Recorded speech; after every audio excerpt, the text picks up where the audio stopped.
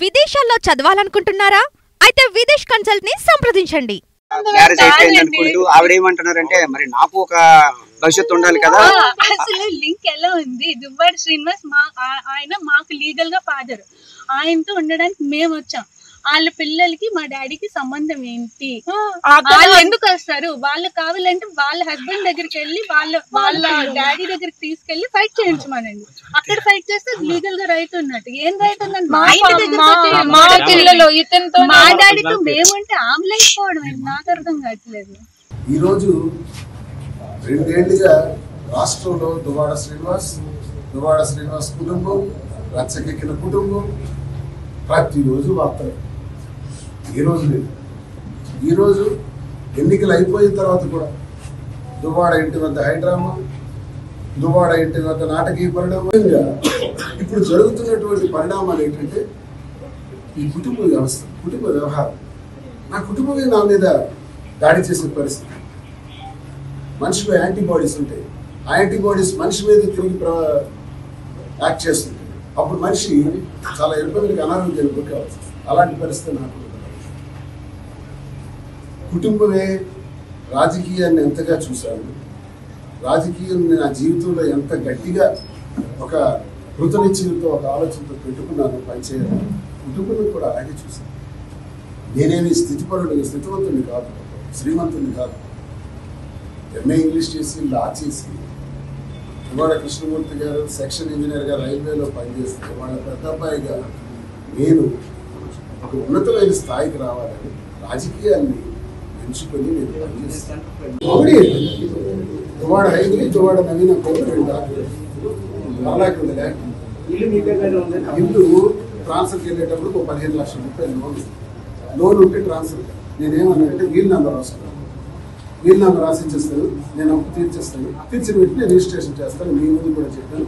ఒప్పుకుంటే ఈ నిమిషమే wheel number రాసి రిజిస్టర్డ్ వీల్ రాయడానికి ఈ నిమిషం మీ సమక్షంలో నేను రెడీ. ఇంకేటున్నాయో నా పేరున ఈ బిల్డింగ్ తప్ప ఇచ్చేయడానికి అన్నీ రెడీ. కానీ ఈ బిల్డింగ్ కానీ రాసిస్తే నేను ఎందుకు రాసేవట్లేదంటే ఈ బిల్డింగ్ కూడా రాసిస్తే నేను ఎక్కడ ఉండాలి? ఆ ఇంటికి తాళం వేసినట్టే ఈ ఇంటికి తాళం వేసేస్తే నా పరిస్థితి ఏంటి అని ఇప్పుడు నమ్మొచ్చింది. ఈ నేలకు నమ్మొచ్చింది. ఇలా కష్టంలో ఉన్నప్పుడు పంపిస్తాను. నేను సుఖంగా ఉన్నప్పుడు నా కొడుకు బాగున్నాడు. 30 ఏళ్లలో ఒక్కరోజు టెక్కల్లో ఆ నివాసంలో అడుగు పెట్టాను. ఇప్పుడు వచ్చింది ఇదే అబద్ధం కాదు, అందరికీ తెలిసిన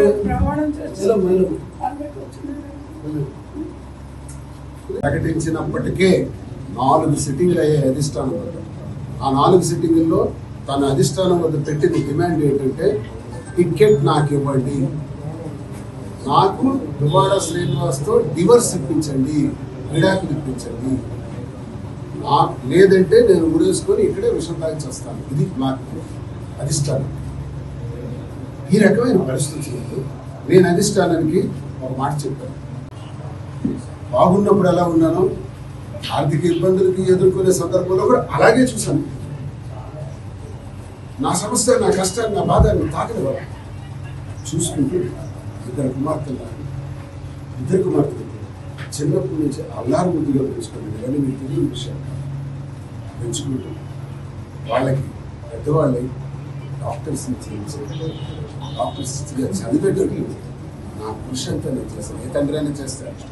సామాన్యుడి నుంచి కోటీశ్వరుడు వరకు ఏ తండ్రి అయినా ఇదే చేస్తాడు. నేను తండ్రిగా ఇది చేసింది చెప్పుకోవటం ఒక విశేషం కాదు. ఇది నేనేదో నా గురించి నేను చెప్పుకోవటానికి చెప్పట్లా.